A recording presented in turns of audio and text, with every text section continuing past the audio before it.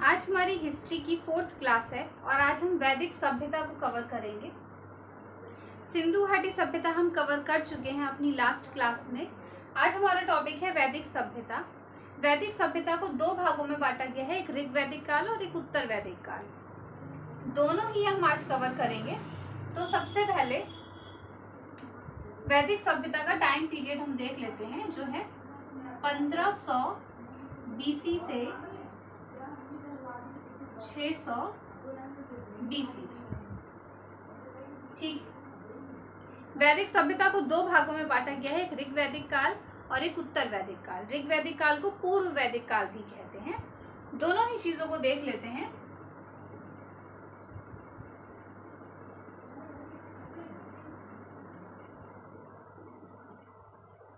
पूर्व वैदिक काल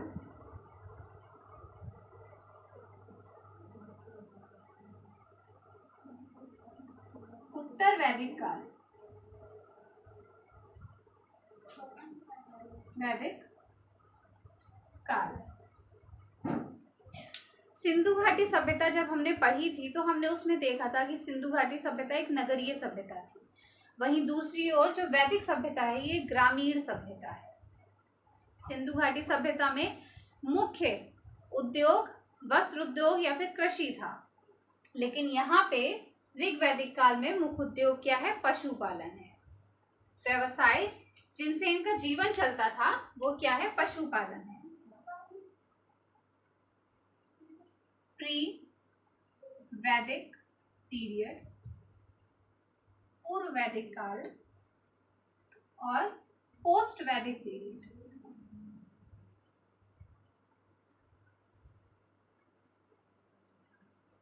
इसका टाइम पीरियड है 1500 से 1000 BC। वही इसका टाइम है 1000 से लेके 600 BC।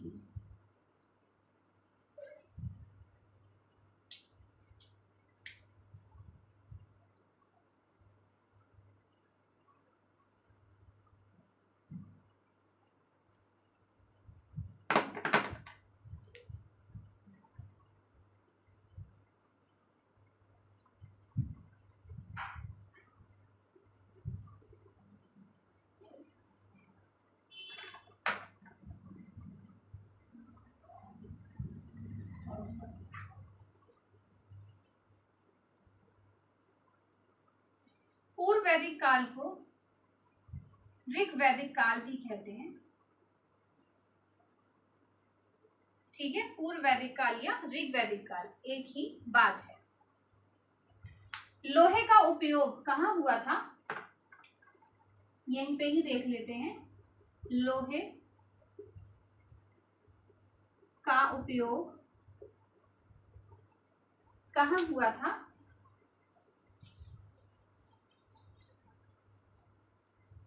अंतरजी खेड़ा में।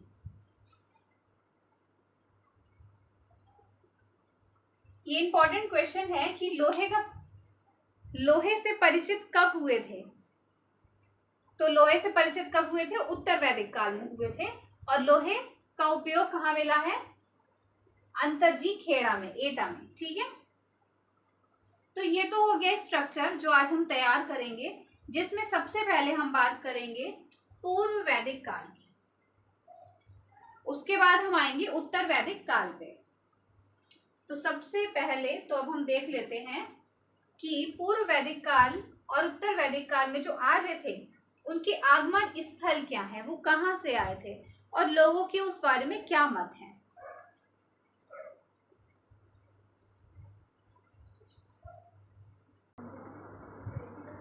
अब हम लोग देख लेते हैं आर्यों के आगमन स्थल।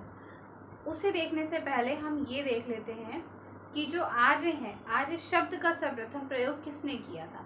तो उनका नाम था मैक्स मूलर। मैक्स मूलर ने आर्य शब्द का सबसे पहले प्रयोग किया था। आर्य का मतलब क्या होता है? आर्य का मतलब होता है श्रेष्ठ। इसको श्रेष्ठ बोल सकते हैं या कुलीन बोल सकते हैं या अभिजात्य बोल सकते हैं। ये सभी हम बोल सकते हैं। लोगों के मत क्या है? लोगों के मत किस बात पर हैं? लोगों ने इस बात पर मत दिया है कि आर्य कहाँ से आए हैं। इस बात पर लोगों ने अनेक मत दिए हैं। जैसे मैक्स मूलर ने कहा था कि जो आर्य हैं ये मध्य एशिया से आए हैं, मिडिल एशिया से आए हैं, मिडिल एशिया के ईरान इराक से आए हैं। इन्होंने क्या कहा था कि जो आर्य हैं वो कहाँ से आए हैं? ईरान इराक से आए हैं। और इस बात की पुष्टि इन्होंने क्या प्रमाण दिया था इस बात का? तो एक इनका बोगज कोई अभिलेख, बोगज कोई अभिलेख, जो बोगज कोई अभिलेख है उसमें 4 देवताओं का वर्णन किया गया है। वो कौन कौन से देवता हैं? इंद्र देवता, मित्र देवता, वरुण देवता और नासत्य देवता, नासत्य देवता। इन सभी का वर्णन कहाँ मिला है? बोगज कोई अभिलेख में। इंद्र देवता को वर्षा का देवता और युद्ध का देवता कहा गया है। तो ये भी पूछा जाता है कि यहाँ पे जो बोगज कोई अभिलेख में इन देवताओं का वर्णन मिला है उसमें मित्र देवता को क्या कहते हैं? तो इन्हें युद्ध और वर्षा का देवता कहा जाता है, वर्षा का देवता। मित्र देवता को, जो मित्र देवता है इन्हें सूर्य उदय का देवता कहा जाता है, सूर्य उदय का देवता। वरुण देवता को सूर्य अस्त का देवता कहा जाता है, सूर्य अस्त का देवता। और जो नासत्य देवता है इनको स्वास्थ्य का देवता कहा जाता है, स्वास्थ्य का देवता कहा जाता है। ये इंपॉर्टेंट है। और सबके मत देख लेते हैं। बाकी सबने भी मत दिए हैं, लेकिन सबसे ज्यादा मान्य मत किसके माने गए हैं? मैक्स मूलर के माने गए हैं। ठीक है। एडवर्ड मेयर ने कहा था कि ये जो आर्य है वो पामीर के पठार से आए हैं। ऐसे ही पेनका हर्ट ने कहा था कि जो आर्य हैं ये जर्मनी से आए हैं। तो मैक्स मूलर ने किस आधार पर कहा था? मैक्स मूलर ने देवताओं का जो वर्णन इसमें किया है और जो आर्य समाज में देवता हैं उसमें समानता देखी, तो मैक्स मूलर ने कहा कि जो आर्य हैं ये मिडिल एशिया से आए हैं। लेकिन जो पेनका हर्ट है इन्होंने क्या कहा था? इन्होंने किस समानता पे कहा था? इन्होंने शारीरिक समानता पे कहा था, शारीरिक समानता के आधार पर, शारीरिक समानता के आधार पर कहा था। वही दयानंद सरस्वती ने कहा था कि आर्य तिब्बत से आए। गाइल्स ने कहा था कि आर्य हंगरी या डैन्यूब से आए हैं। ऐसे ही तिलक ने कहा था कि आर्य उत्तरी ध्रुव से आए हैं। इन्होंने अपनी कौन सी पुस्तक, the Arctic home of Aryan, ये इनकी पुस्तक है। इस पुस्तक में ही इन्होंने ये बात कही थी। ठीक है। तो हमने यहाँ पे ये देख लिया कि आर्यों का आगमन स्थल क्या है। आर्यों के पंचजन भी थे, आर्यों के पंचजन भी थे। वो कौन कौन सी इकाइयां थी वो देख लेते हैं। और जो आर्यों के पंचजन थे, पंचजन अभी बताएंगे। और उसमें जो जनजातियां थी, मतलब आर्यों की भी तो जनजातियां थी ना, उस समय कौन कौन सी जनजातियां थी आर्यों में, वो सब देख लेते हैं। आप लोग चाहें तो इसका स्क्रीनशॉट ले सकते हैं। आर्यों के पंचजन, आर्यों के पंचजन में 5 इकाइयां होती थी, जिसमें कुल सबसे छोटी इकाई होती थी। कुल का मतलब होता था कोई परिवार, और परिवार का जो मुखिया होता था वो पिता या फिर भाई होता था। उसे क्या कहते थे? कुलपति। कुलपति कौन होता था? पिता या भाई। ठीक है। तो कुल जो था मतलब परिवार, परिवारों का समूह मिलकर क्या बनाता था? ग्राम। ग्राम का मुखिया होता था ग्रामीणी। ऐसे ही ग्राम का समुदाय मिलकर क्या बनाता था? विश। और विश का मुखिया क्या होता था? विशपति। विश का समुदाय मिलकर क्या बनाता था? जन, और जन का मुखिया होता था जनपति। ऐसे ही जन का समुदाय मिलकर बनाता था राष्ट्र, और राष्ट्र क्या थी? सबसे बड़ी इकाई थी। इसे मान लेते हैं कि ये हमारा एक घर है, एक परिवार है, ये हमारा क्या है? कुल। ठीक है, ये हमारा कुल है। ऐसे ही अनेक कुल ने मिलकर क्या बना दिया? एक ग्राम। ठीक है, और अनेक ग्राम ने मिलकर क्या बना दिया? एक विश्व। ऐसे ही अनेक विश्व ने मिलकर क्या बना दिया?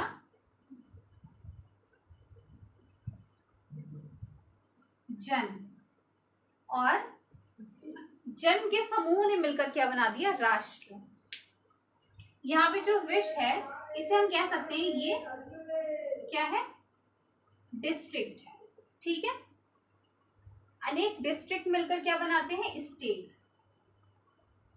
ठीक है, और अनेक स्टेट मिलकर क्या बनाते हैं? देश, राष्ट्र। तो इसको ऐसे याद कर सकते हैं। उसके बाद जनजातियां उस समय कौन कौन सी थी? तो यदु, द्रहर्यु, पुरु, अनु और तुर्वसु, ये सब क्या थी? उस समय आर्यों के समय में जनजातियां थी वहां पे।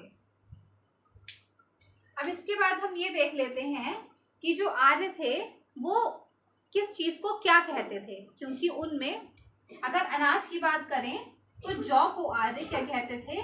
यव। ठीक है, जौ को आर्य क्या कहते थे? यव, और जौ का दलिया को बोलते थे यवांगु। तो ऐसे ही बहुत सारे नाम हैं जिन्हें आर्य अलग नामों से पुकारते थे, वो सभी देख लेते हैं।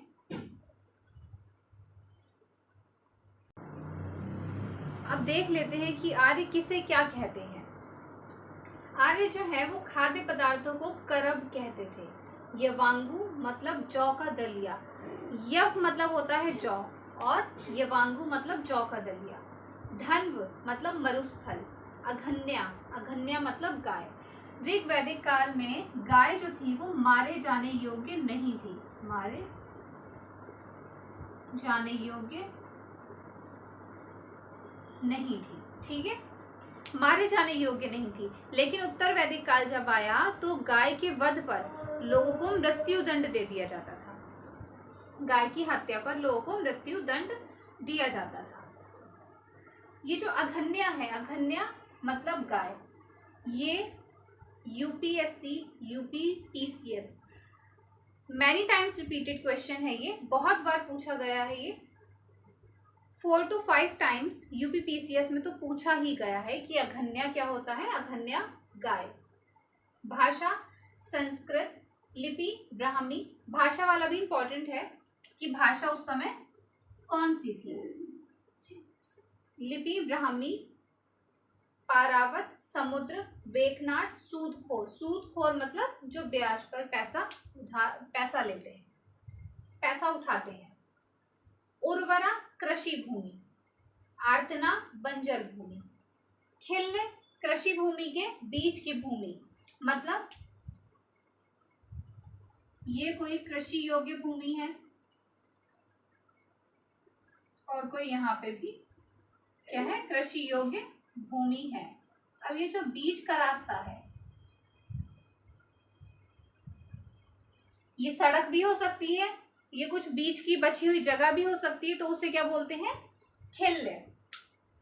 लांगल हल, कीनाश किसान, कुल्या नहर।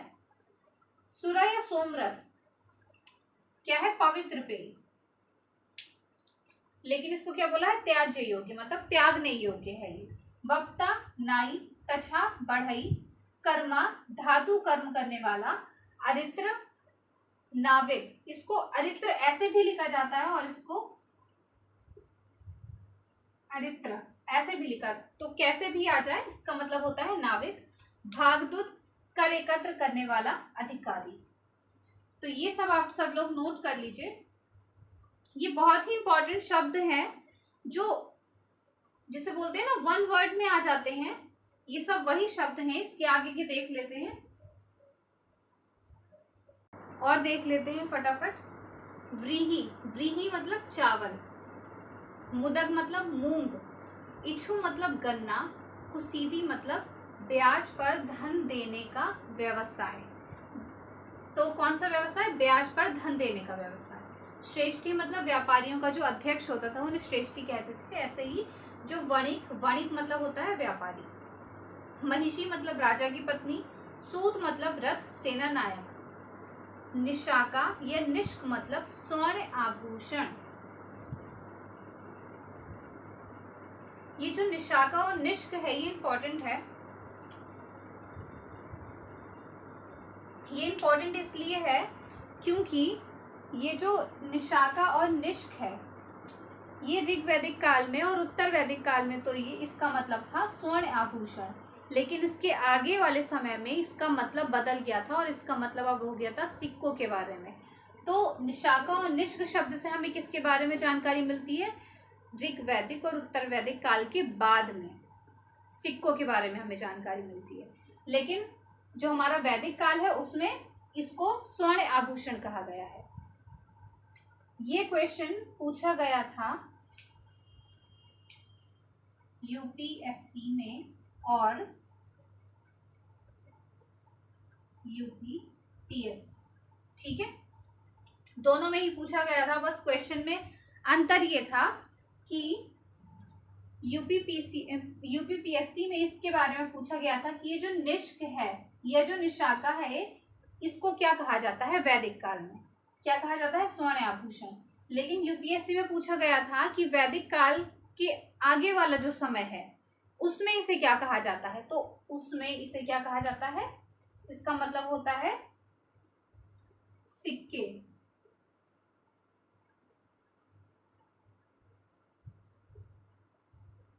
ठीक है, इसका मतलब होता है सिक्के। तो यूपीपीसीएस और यूपीएससी दोनों में ही क्वेश्चन पूछा गया था। आगे देख लेते हैं। त्रुत, त्रुत मतलब होता है प्राकृतिक नियम। ये क्वेश्चन भी पूछा गया था दोनों में ही, नहीं दोनों में तो नहीं, ये यूपीएससी में पूछा गया था। और ये क्वेश्चन ऐसे पूछा गया था कि धर्म और त्रुत में क्या अंतर है। इन दोनों में अंतर पूछा गया था कि इन दोनों में क्या अंतर है। नीवी कमर से नीचे पहने जाने वाला वस्त्र, ठीक है। वासस कमर के ऊपर पहने जाने वाला वस्त्र, और अधिवासस मतलब ओढ़नी या फिर चादर। तो इन सभी पॉइंट्स को आप लोग नोट कर लीजिए। अब ऋग्वैदिक कालीन नदियां देख लेते हैं। काबुल जिसे हम बोलते हैं कुंभा, सिंधु, सिंध या फिर हिरक, झेलम, वितस्ता। ये जो झेलम है इसे यूनानियों ने हाइडे स्पीच भी कहा है। झेलम को यूनानियों ने क्या कहा है? हाइडे स्पीच, ठीक है। ये भी इंपॉर्टेंट है और ये क्वेश्चन आता भी है।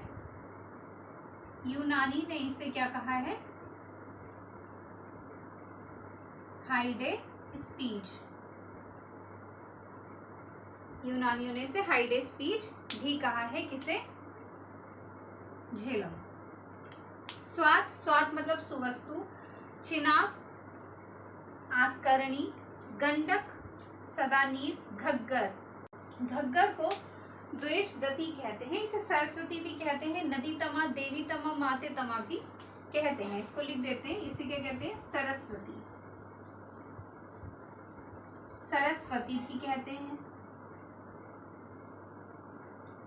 देवी तमा, माते तमा,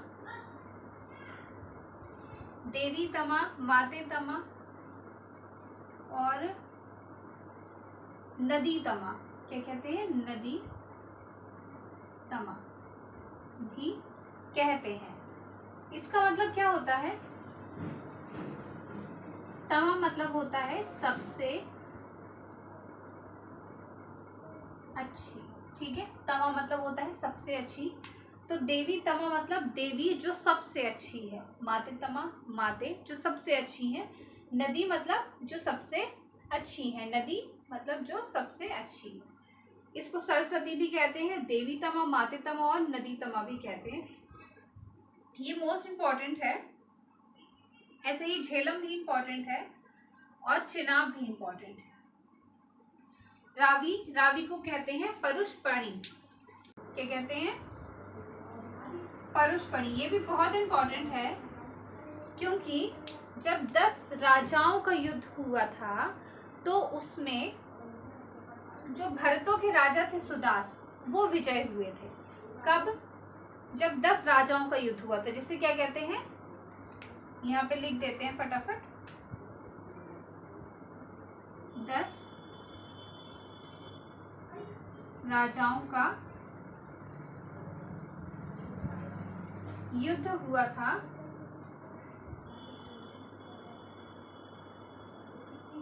दशराज्य भी इसे कहते हैं। तब विजय कौन हुए थे?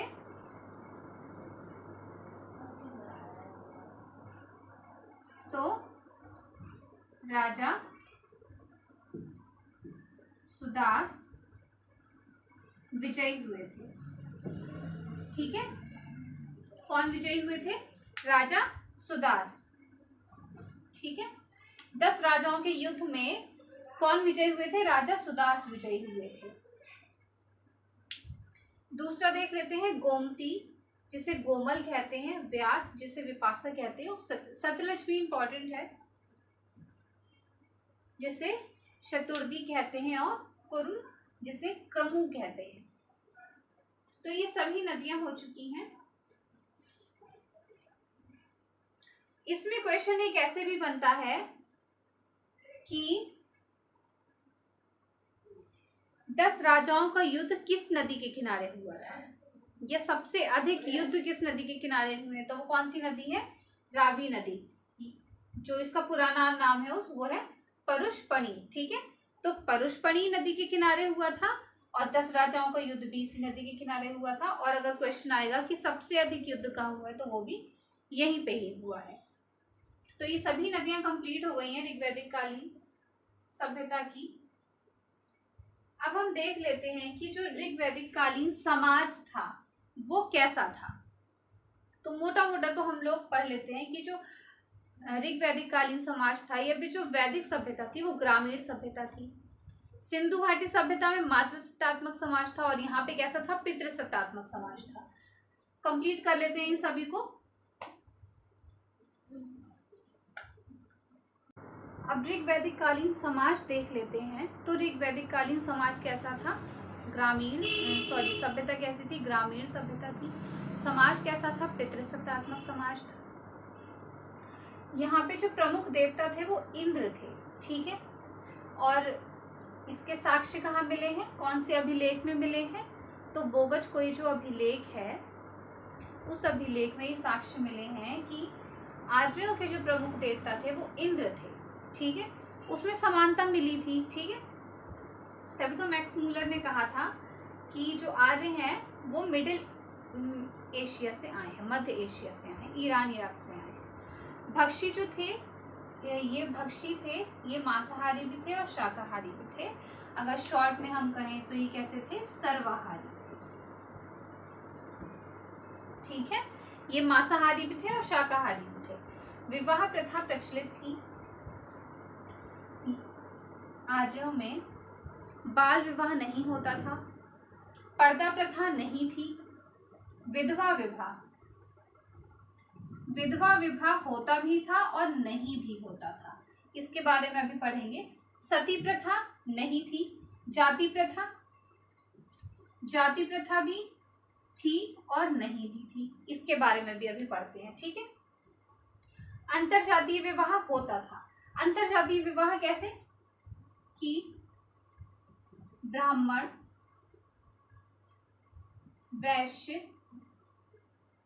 क्षत्रिय और शूद्र। ठीक है, अंतरजातीय विवाह पढ़ने से पहले अब इन दोनों को पढ़ लेते हैं। विधवा विवाह क्या होता था कि कुछ विशेष परिस्थितियों में विधवा विवाह होते थे। उसकी कंडीशन क्या होती थी कि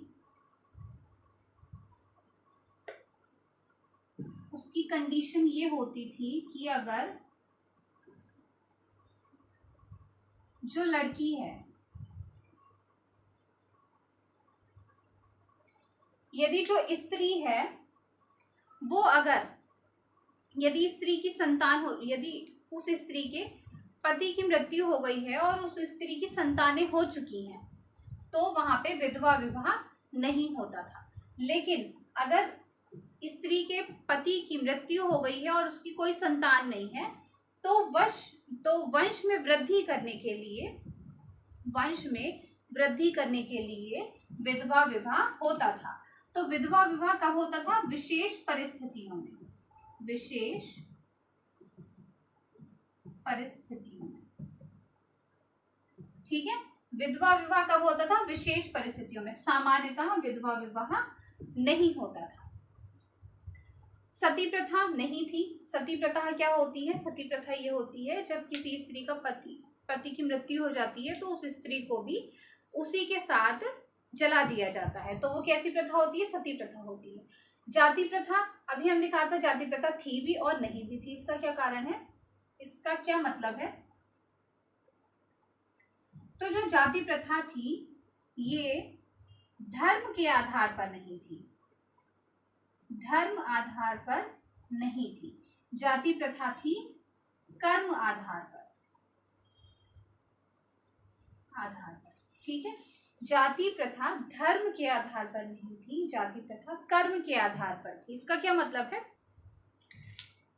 धर्म के आधार पर नहीं थी मतलब यदि कोई ब्राह्मण के घर में जन्म लिया है, किसी भी व्यक्ति ने यदि ब्राह्मण के घर में जन्म लिया है और यदि वो चोरी करता है या कोई भी गलत काम करता है तो वो ब्राह्मण नहीं कहलाता था आर्यों में, तो वो ब्राह्मण नहीं कहलाता था। तो जाति प्रथा कैसी थी? धर्म के आधार पर नहीं थी, जाति प्रथा कर्म के आधार पर थी। यदि कोई क्षत्रिय घर में जन्मा है और उसके जो गुण है, उसकी जो शिक्षा दीक्षा है वो एक ब्राह्मण के बराबर है, तो वो क्या कहलाता था? ब्राह्मण कहलाता था, तो वो क्षत्रिय नहीं कहलाता था। ऐसे ही कोई शूद्र घर में जन्मा है और उसकी जो शिक्षा दीक्षा है वो क्षत्रिय वैश्य या ब्राह्मण के समतुल्य है, तो उसको वही कहा जाता था। तो यहाँ पे कर्म के आधार पर जाति प्रथा थी, धर्म के आधार पर जाति प्रथा नहीं थी। तीसरी चीज, अंतरजातीय विवाह होते थे। अंतरजातीय विवाह कैसे? कि ब्राह्मण का विवाह क्षत्रिय में हो गया, वैश्य का विवाह शूद्र में हो गया, या शूद्र का विवाह वैश्य में, शूद्र का विवाह ब्राह्मण में हो गया, या क्षत्रिय का विवाह वैश्य में हो गया। तो अंतरजातीय विवाह यहाँ पे प्रचलन में थे। अविवाहित स्त्रियों को क्या कहा जाता था? अमाजु कहा जाता था। और दहेज प्रथा बहुत ज्यादा प्रचलन में नहीं थी, लेकिन दहेज प्रथा भी यहाँ पे थी और दहेज प्रथा को वहतु कहते थे। अब यहाँ पे एक चीज और देख लेते हैं।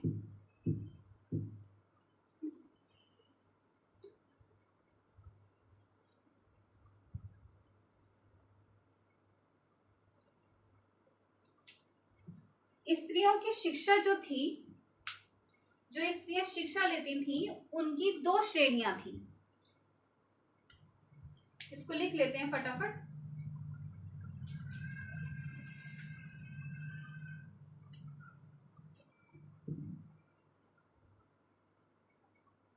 कि विद्यार्थी स्त्रियों की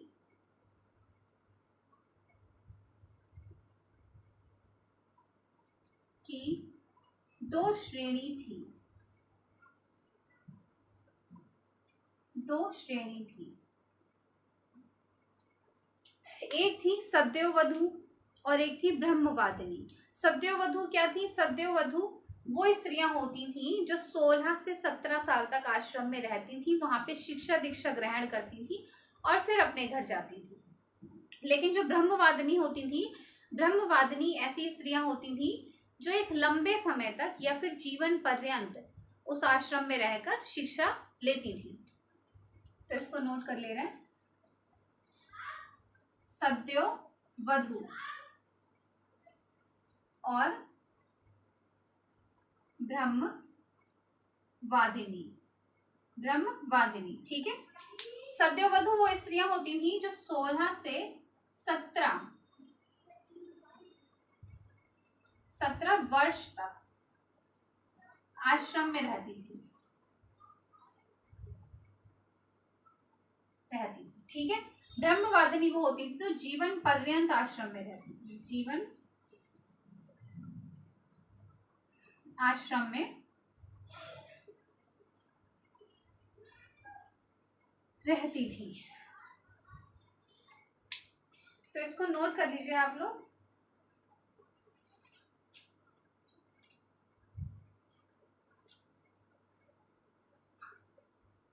अभी जो यहाँ पे विधवा विवाह बताया था ना, समझाया था, विधवा विवाह क्या है?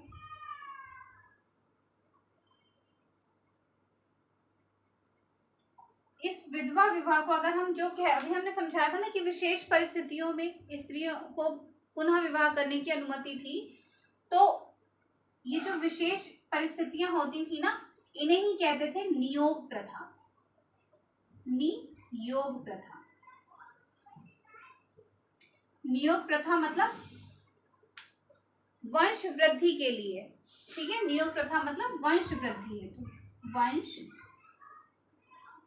वृद्धि हेतु कुछ विशेष परिस्थितियों में विधवा विवाह किया जाता था, और कुछ विशेष परिस्थितियों में जब वंश वृद्धि के लिए किया जाता था तो उसे नियोग प्रथा कहते थे। तो यहाँ पे नियोग प्रथा भी प्रचलन में थी, इसे नोट कर लीजिए आप लोग।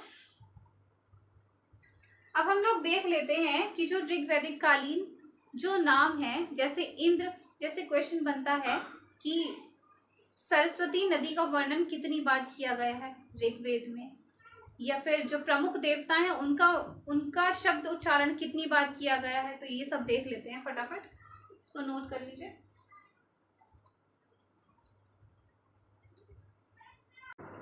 तो इसमें देख लेते हैं ऋग्वेद में कौन सा शब्द कितनी बार यूज किया गया है। जैसे आर्य शब्द 33 बार प्रयोग में आया है, प्रमुख देवता इंद्र कितनी बार प्रयोग में आया है? 250 बार, अग्नि 200 बार, विष्णु 100 बार, शिव शब्द 3 बार यूज किया गया है, और इंद्र, ये इंद्र वाला जो है, इंद्र को पुरंदर भी कहते हैं, ये इसी के साथ आप लोग नोट कर लीजिएगा। ठीक है, सिंधु नदी, हिरण्यवी, या फिर अब यहाँ पे कंफ्यूज नहीं होना है, क्योंकि सिंधु नदी को हिरण्यवी भी कहा जाता है, सिंध भी कहा जाता है, और हिरब भी कहा जाता है, जो अभी हम लोगों ने पहले पढ़ा था। इसका 55 बार प्रयोग हुआ है। यमुना 3 बार, गंगा 1 बार, और सरस्वती जो सबसे पवित्र नदी मानी गई है वैदिक सभ्यता में, उसका 50 बार प्रयोग हुआ है। अब यहाँ पे लिखा है कि सबसे ज्यादा जिक्र हुआ है, तो सबसे ज्यादा जिक्र तो अगर हम देखें तो प्रमुख देवता इंद्र का हुआ है, लेकिन क्वेश्चन जब ये पूछेगा कि वैदिक सभ्यता में कौन सी नदी का सबसे ज्यादा बार प्रयोग हुआ है, तो वो कौन सी है? सिंधु नदी, जिसका 55 बार प्रयोग हुआ है। और सबसे कम किसका प्रयोग हुआ है? तो गंगा नदी, जिसका 1 बार प्रयोग हुआ है। तो इसको नोट कर लीजिए आप लोग। अब हम लोग पढ़ेंगे वैदिक साहित्य पे, जिसमें वैदिक साहित्य में हम चीजों को 2 भागों में बांट देंगे, एक श्रुति और एक स्मृति। देख लेते हैं उसको, श्रुति क्या होता है, स्मृति क्या होता है। वैदिक साहित्य को पढ़ लेते हैं। तो वैदिक साहित्य जो है इसको 2 भागों में बांटा है, एक है श्रुति और एक है स्मृति। जो श्रुति है उसमें हमारे ऋग्वेद, सामवेद, यजुर्वेद और अथर्ववेद आ जाता है। ऐसे ही जो स्मृति है इसमें हमारे उपवेद और 6 वेदांग आ जाते हैं। उपवेद में आयुर्वेद, शिल्पवेद, धनुर्वेद और गंधर्ववेद। जरूरी नहीं है कि सिर्फ इतने ही उपवेद हो, और भी उपवेद इसमें आ सकते हैं, वो उपवेद होने चाहिए। 6 वेदांग आते हैं इसमें, किस में आते हैं? स्मृति में आते हैं। श्रुति का मतलब क्या होता है? साक्षात ईश्वरीय वाणी, ईश्वरीय वाणी। ठीक है, श्रुति का मतलब क्या होता है? साक्षात ईश्वरीय वाणी, मतलब वे शब्द जो डायरेक्टली ईश्वर के द्वारा बोले गए हैं उन्हें हम क्या कहते हैं? श्रुति। तो जो ऋग्वेद, सामवेद, यजुर्वेद और अथर्ववेद है, इन्हें हम मानते हैं कि ये साक्षात ईश्वरीय वाणी है। पहली चीज, स्मृति क्या होता है? स्मृति मतलब ईश्वरीय वाणी को सुनकर उसे अपनी स्मृति के द्वारा दोबारा से दोहराना, उसे क्या बोलते हैं? स्मृति बोलते हैं उसे। मतलब अब श्रुति को क्या कहते हैं? श्रुति को कहते हैं माँ, ठीक है, श्रुति को माँ भी कहते हैं। स्मृति में उपवेद और 6 वेदांग आ जाते हैं। इसका एक उदाहरण ले लेते हैं श्रुति और स्मृति को समझने के लिए, तो ज्यादा बेहतर तरीके से समझ में आ जाएगा। यहाँ पे मान लेते हैं कि एक माँ है, ठीक है, उसके 2 बेटे हैं, पहला बेटा और दूसरा, उसके 2 बेटे हैं। तो माँ मतलब श्रुति, माँ मतलब श्रुति, ठीक है, माँ मतलब श्रुति। तो माँ का क्या, श्रुति का क्या बताया था कि साक्षात ईश्वरीय वाणी, मतलब ईश्वर के द्वारा बोली गई वाणी। तो जब माँ ने अपने बड़े बेटे, अपने पहले बेटे को कुछ बताया तो वो क्या था? श्रुति था। मतलब इस बड़े बेटे ने साक्षात ईश्वरीय वाणी को सुना, अपनी माँ की वाणी को सुना। फिर इस बड़े बेटे ने जो भी सुना वो जब इसने अपनी माँ को जब इसने अपने छोटे भाई को बताया तो इसने क्या किया? अपनी माँ के शब्दों को सुना और उसे अपनी स्मरण शक्ति से, मतलब उसे अपनी याददाश्त से क्या करा? दोहराया। और उसने किसे बताया? अपने छोटे भाई को बताया। तो यहाँ पे जो भाई है जिसे इसने ये बताया, तो इसने जो बताया वो क्या हो गया? हमारा स्मृति, ठीक है। जो इसने अपनी स्मरण शक्ति से दोहराया, उसे अपने हिसाब से अपने भाई को बताया, वो क्या कहलाया? स्मृति कहलाया। और श्रुति क्या होता है? जो साक्षात ईश्वरीय वाणी होती है, जो इस बड़े बेटे ने अपनी माँ से सुना, वो श्रुति है। और जो इस बड़े बेटे ने अपने छोटे भाई को बताया अपनी वाणी में, अपनी माँ के शब्दों को जब उसने अपनी वाणी में दोहराया तो वो हमारा क्या बन गया? स्मृति बन गया, ठीक है। तो श्रुति और स्मृति, ये तो पहली चीज हो गई। दूसरी चीज, जो श्रुति होती है ये अपरिवर्तनीय है, इसकी जो वाणी है वो परिवर्तनशील नहीं है। श्रुति में बदलाव नहीं किए जा सकते, स्मृति में बदलाव किए जा सकते हैं, क्योंकि वो पहले से ही दोहराई गई चीज है। तो अगर कोई दूसरा व्यक्ति उसे और बेहतर तरीके से दोहराएगा तो उसमें कोई गलत नहीं होगा, लेकिन श्रुति में बदलाव नहीं किए जा सकते हैं और स्मृति में परिवर्तन हो सकता है। स्मृति परिवर्तनशील है। तो वैदिक साहित्य में हमें श्रुति और स्मृति समझ में आ गया और इसके जो पार्ट्स हैं वो भी हमें समझ में आ गए हैं। अब हम लोग थोड़ा सा आ जाते हैं वेद, ब्राह्मण, आरण्यक और उपनिषद पे, ठीक है, उसको समझ लेते हैं फटाफट। वैदिक साहित्य में हम देख लेते हैं कि इनका क्रम क्या है, सबसे पहले क्या आया, फिर उसके बाद और सबसे आखिर में क्या है। तो लिखने के क्रम में सबसे पहले आया है वेद। सबसे पहले क्या लिखे गए हैं? वेद, फिर ब्राह्मण, फिर आरण्यक और फिर उपनिषद, ठीक है। अगर हम उपनिषद की बात करते हैं, अब हम आ जाते हैं उपनिषद पे। तो उपनिषद की संख्या कितनी है? 108। उपनिषद की संख्या कितनी है? 108। 108 में से सिर्फ गद्य हैं कितने? 4। गद्य और पद्य कितने हैं?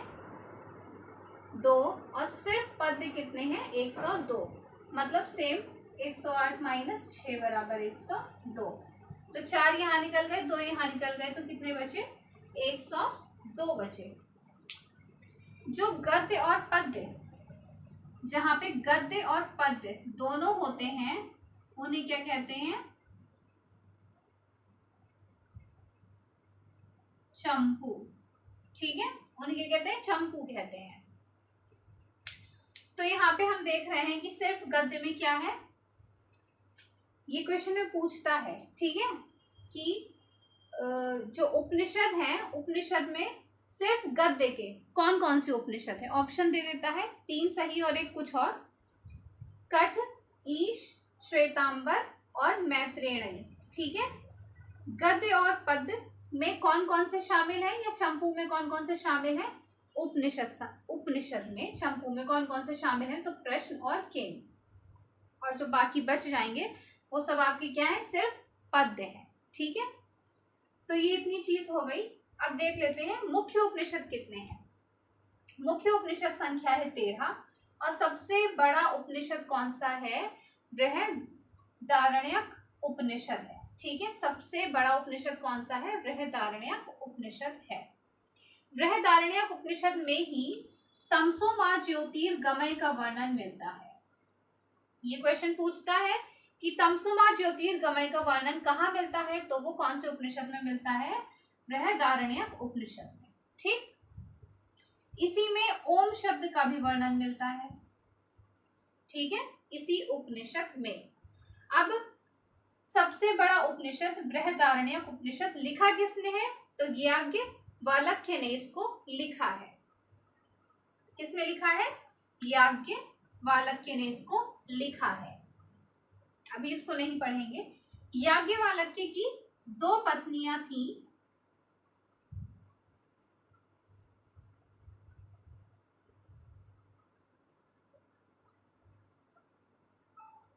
मैत्रेयी और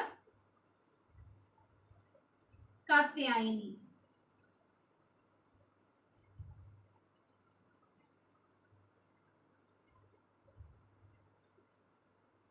ठीक है, कात्यायनी। इनमें जो मैत्रेयी थी, पहले इनके बारे में पढ़ लेते हैं। तो याज्ञवल्क्य जो थे, इनका संवाद किसके साथ हुआ था, गार्गी के साथ हुआ था, ठीक है। इनका संवाद किसके साथ हुआ था, गार्गी के साथ इनका संवाद हुआ था। और इनका संवाद किसके साथ हुआ था, मैत्रेयी के साथ हुआ था।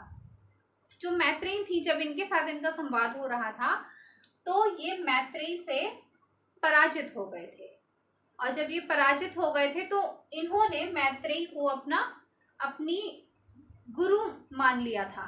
तो मैत्रेयी ने इनको बोला था कि मैं आपको अपना पति मानना चाहती हूँ। तो इन्हें अपना पति स्वीकार किया था, याज्ञवल्क्य को। तो मैत्रेयी क्या थी, इनकी पत्नी थी, और जो कात्यायनी थी वो भी इनकी पत्नी थी, ठीक है। लेकिन इनकी पत्नियों में से किसके साथ इनका संवाद हुआ था, तो मैत्रेयी के साथ हुआ था। और किसके साथ संवाद हुआ था, गार्गी के साथ। लेकिन गार्गी इनकी पत्नी नहीं थी, ठीक है। इतना नोट कर लीजिए आप लोग।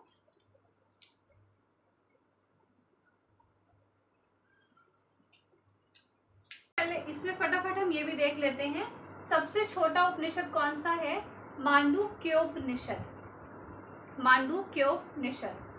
उसके बाद मुंडकोपनिषद, एक है मांडुक्योपनिषद। मुंडकोपनिषद में किस चीज का वर्णन मिलता है, सत्यमेव जयते शब्द का वर्णन कहाँ मिलता है, तो मुंडकोपनिषद में मिलता है, ठीक है। कठोपनिषद में यम नचिकेतन संवाद मिलता है। ये इंपॉर्टेंट है, यम नचिकेतन संवाद किस उपनिषद में मिलता है, तो कठोपनिषद उपनिषद में मिलता है, ठीक है। संस्कार कितने होते थे, तो संस्कार संख्या थी 16। संस्कार इतने इंपॉर्टेंट नहीं है पेपर में आना कि पर्टिकुलर एक संस्कार के बारे में पूछा जाए कि किस संस्कार का क्या मतलब है। लेकिन हाँ, संख्या इंपॉर्टेंट है, आप लोगों को पता होना चाहिए कि 16 संस्कार होते हैं।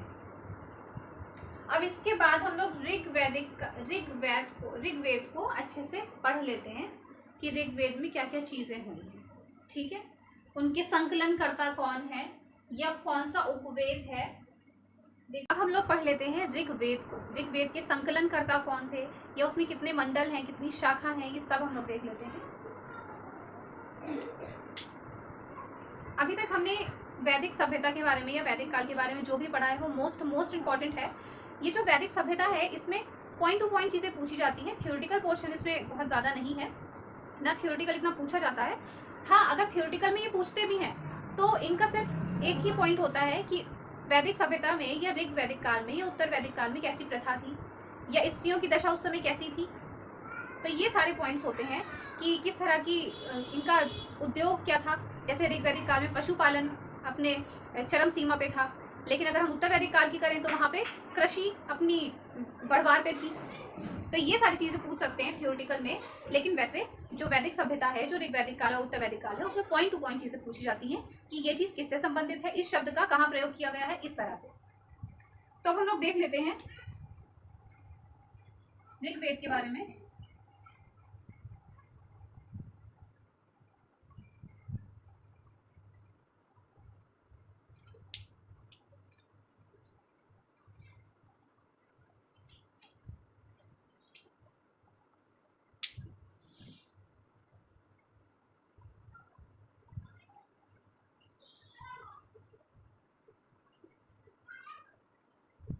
संकलन करता कौन है?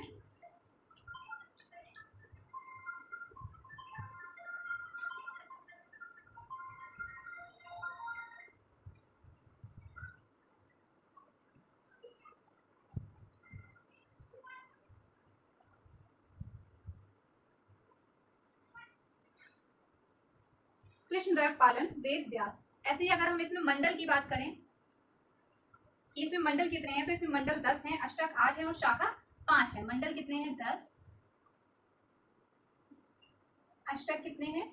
8 और शाखा कितनी है? 5 शाखा है। अगर हम इसमें सूक्त की बात करें तो सूक्त संख्या कितनी है? करीबन 1028। ठीक है। सूक्त को अभी दो भागों में बांटा गया है, एक है शाकल और एक है बाल खिल्ले। बाल खिल्ले, जहां शाकल की संख्या है 1017 और बाल खिल्ले की संख्या है 11। अगर हम यहीं पे रचनाओं की बात करें कि इसमें कितनी रचनाएं हैं, इसको हम बोलते हैं मंत्र। ठीक है।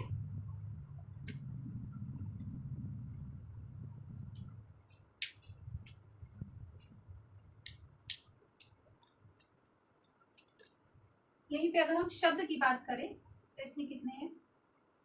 50 करीबन इतने। ठीक है। इसमें अगर हम बात करें कि पढ़ने वाले को क्या कहा जाता था, रचनाएं या फिर मंत्र, इन सबको पढ़ने वाले को क्या कहा जाता था, तो हम कहेंगे कि इन्हें होर्द या फिर होता कहा जाता था। ठीक है। पढ़ लेते हैं इसको पूरा।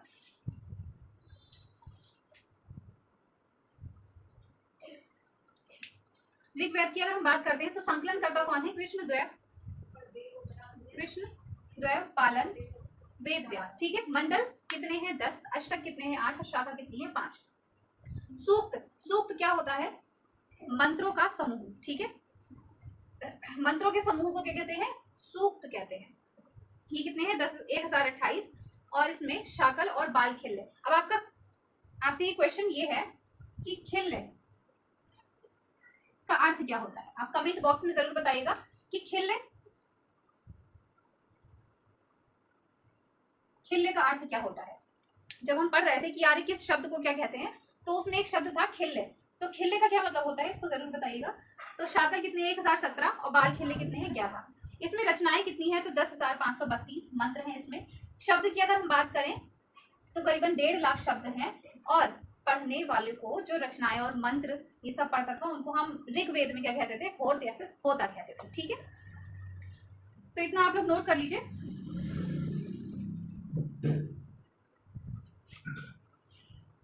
अब ऋग्वैदिक कालीन जो मंडल हैं, मंडल कितने हैं? मंडल संख्या कितनी है? 10 है ना। अब प्रत्येक मंडल के अलग अलग रचयिता हैं, तो उनके बारे में हम देख ले रहे हैं। और जो इंपॉर्टेंट मंडल हैं जिसमें बहुत सारी चीजें हमें इंपॉर्टेंट मिल जाएंगी, वो सब हम लोग लिख लेते हैं। अब हम लोग मंडल देख लेते हैं। जो 10 मंडल हैं उनके रचयिता कौन कौन से हैं। प्रथम मंडल के हैं मेधातिथि, द्वितीय मंडल के हैं ग्रत्स मद, तृतीय मंडल के हैं विश्वामित्र। ये मंडल इंपॉर्टेंट है। तीसरा मंडल तीसरा मंडल इसलिए इंपॉर्टेंट है क्योंकि यहाँ पे गायत्री मंत्र का वर्णन मिलता है, और गायत्री मंत्र किसने लिखा है? विश्वामित्र। तो ये किसको समर्पित है? सूर्य को समर्पित है, सूर्य को समर्पित है। ठीक है। चतुर्थ मंडल के रचयिता हैं वामदेव। यहाँ पे कृषि के बारे में वर्णन मिलता है, और यहाँ पे सिर्फ कृषि के बारे में नहीं, कृषि इंजीनियर के बारे में वर्णन मिलता है। कृषि इंजीनियर कौन है? पृथुवैन्य। ठीक है, पृथुवैन्य कृषि इंजीनियर के बारे में भी वर्णन मिलता है। ये जो पृथुवैन्य है ये प्रथम कृषि इंजीनियर है। ठीक है। पंचम मंडल के रचयिता हैं अत्रि, षष्ठम मंडल के हैं भारद्वाज, और सप्तम मंडल के रचयिता हैं वशिष्ठ। यहाँ पे दशराग्य युद्ध का वर्णन मिलता है। दशराग्य युद्ध का वर्णन अभी बताया था, जहां 10 राजाओं का युद्ध हुआ था। ठीक है। यहाँ पे कौन जीते थे? राजा सुदास।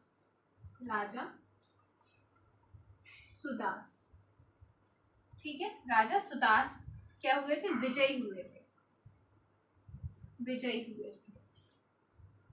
अष्टम मंडल के हैं कव्य और आंगिरस।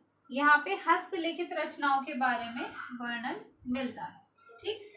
नवम मंडल में है आंगिरस, और यहाँ पे सोम देवता का वर्णन मिलता है, या हम कहें चंद्रमा का वर्णन मिलता है। दशम मंडल के रचयिता हैं विमदा, इंद्र और शची, और अन्य लोग भी हैं। इसमें चतुष्वर्णी व्यवस्था के बारे में वर्णन मिलता है। चतुष्वर्णी व्यवस्था या यहाँ पे जाति के बारे में वर्णन मिलता है, जो ब्राह्मण, वैश्य, क्षत्रिय और शूद्र में जाति बांटी थी, उसके बारे में वर्णन मिलता है। ये जो दशम मंडल है इसे हम थोड़ा सा और अच्छे से पढ़ेंगे। इन सबको हटा देते हैं। इसमें ये सभी इंपॉर्टेंट है, जैसे चतुर्थ इंपॉर्टेंट है, सप्तम इंपॉर्टेंट है, अष्टम इंपॉर्टेंट है, नवम इंपॉर्टेंट है, और दशम भी बहुत इंपॉर्टेंट है। ठीक है।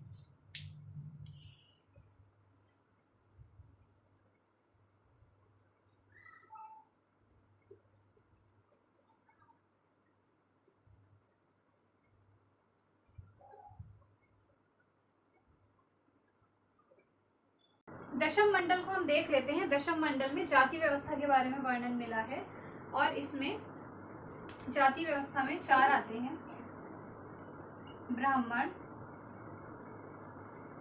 वैश्य, क्षत्रिय और शूद्र। ब्राह्मण शिक्षा, व्यापार, रक्षा और कारीगर। ठीक है। इन चारों के बारे में वर्णन मिलता है, और इन चारों के जो कर्तव्य हैं उनका वर्णन कहाँ मिलता है? धर्म सूत्र में मिलता है। धर्म सूत्र में कर्तव्यों का वर्णन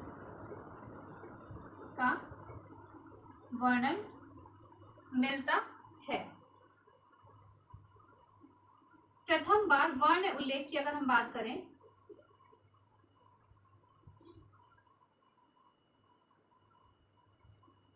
उल्लेख किसमें हुआ है? तो ये कहाँ हुआ है? पुरुष सूक्त में। पुरुष सूक्त में प्रथम बार वर्ण उल्लेख मिला है।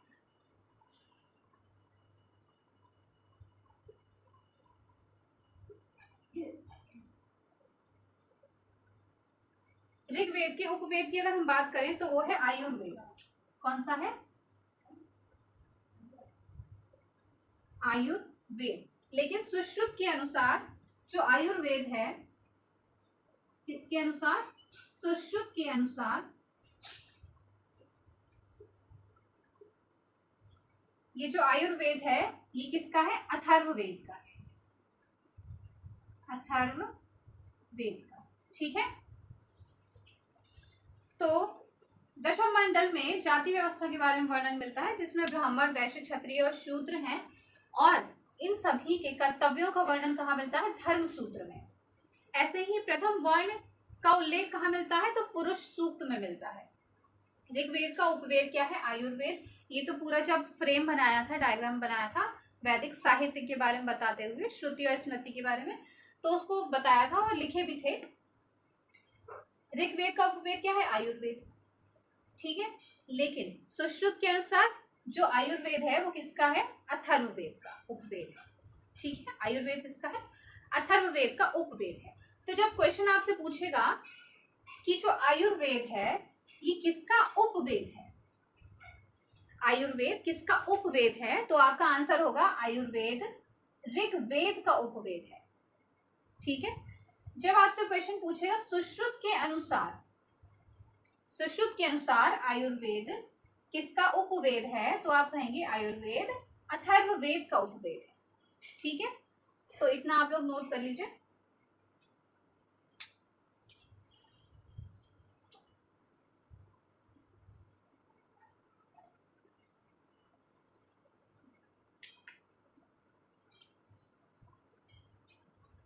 इसमें एक और चीज नोट कर लीजिए कि जो खोज है ऋग्वेद में, खोज जो है वो दो चीजों की हुई है। एक जो सबसे पहले बताया था लोहा, लोहे की खोज हुई है, और दूसरा तंबाकू की खोज हुई है, तंबाकू की खोज हुई है। ठीक है। तो ये आप लोग नोट कर लीजिए। अब इसके बाद हम पढ़ेंगे ऋग्वैदिक कालीन समाज कैसा था, सामाजिक क्या क्या परिवर्तन हुए हैं, या क्या कैसी व्यवस्था थी वहां पे, ये सब हम लोग पढ़ेंगे। और महिलाओं की स्थिति कैसी थी ये सब पढ़ेंगे। वहां पे कैसा पशुपालन था या फिर कृषि को महत्व दिया जाता था, ये सब देख लेते हैं फटाफट।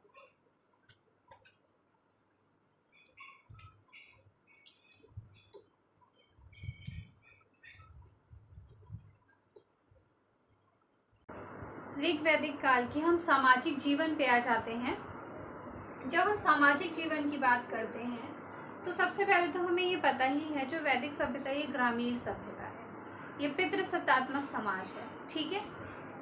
अब यहाँ पे जब ये प्रारंभ हुआ था, ऋग्वैदिक काल जब प्रारंभ हुआ था, तो इसमें आर्य और अनार्य दोनों ही थे। अंतिम चरण में वर्ण व्यवस्था का जन्म हुआ था। तो वर्ण व्यवस्था का जो जन्म था वो अंतिम चरण में हुआ था। छुआछूत की इसमें परंपरा नहीं थी, ना ही तो ऋग्वैदिक काल में थी, मतलब ना ही तो पूर्व वैदिक काल में थी, और ना ही उत्तर वैदिक काल में ये परंपरा थी, जो हम आगे पढ़ेंगे। अभी हमने आज वैदिक सभ्यता को और ऋग्वैदिक काल को कंप्लीट किया है, अभी हमारा उत्तर वैदिक काल बचा है। तो स्त्रियों की दशा कैसी थी? तो स्त्रियों की दशा सम्मानजनक स्थिति में थी। ठीक है।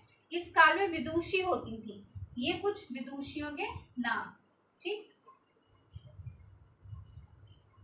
इनका जो प्रमुख व्यवसाय था वो क्या था? पशुपालन था। इस समय कृषि का विकास बहुत ज्यादा नहीं हुआ था, जबकि आप देखेंगे कि सिंधु घाटी सभ्यता इससे पहले की है, लेकिन सिंधु घाटी सभ्यता में तो कृषि का विकास अच्छा खासा था, वो 9 फसलों से परिचित थे, लेकिन यहाँ पे कृषि का विकास बहुत ज्यादा नहीं हुआ था, क्योंकि सिंधु घाटी सभ्यता के पतन का कारण क्या था? जलवायु परिवर्तन, है ना। तो यहाँ पे आर्थिक जीवन, इनका जीवन निर्वाह की अर्थव्यवस्था थी, और मुख्य व्यवसाय इनका पशुपालन था। ये कृषि का अधिक विकास नहीं हुआ था। कहाँ नहीं हुआ था? ऋग्वैदिक काल में अधिक विकास नहीं हुआ था, लेकिन जब हम उत्तर वैदिक काल में आएंगे तो हम देखेंगे कि कृषि का विकास हो रहा है। आर्य जो थे ये परिचित थे हाथी से, लेकिन ये परिचित नहीं थे बाघ से। ठीक है, ये परिचित नहीं थे बाघ से। सिंधु घाटी सभ्यता में जो अपरिचित थे वो किससे थे? सिंह से। ठीक, तो ये कुछ सामाजिक जीवन के कुछ पॉइंट हैं जो बहुत इंपॉर्टेंट हैं, ये आप लोग नोट कर लीजिए। और यहाँ पे हमारा वैदिक साहित्य और ऋग वैदिक काल हमारा कंप्लीट होता है। अब हम जो नेक्स्ट पढ़ेंगे वो हम पढ़ेंगे उत्तर वैदिक काल के बारे में, और उत्तर वैदिक काल में ही हम सामवेद, यजुर्वेद और अथर्ववेद को भी पढ़ेंगे।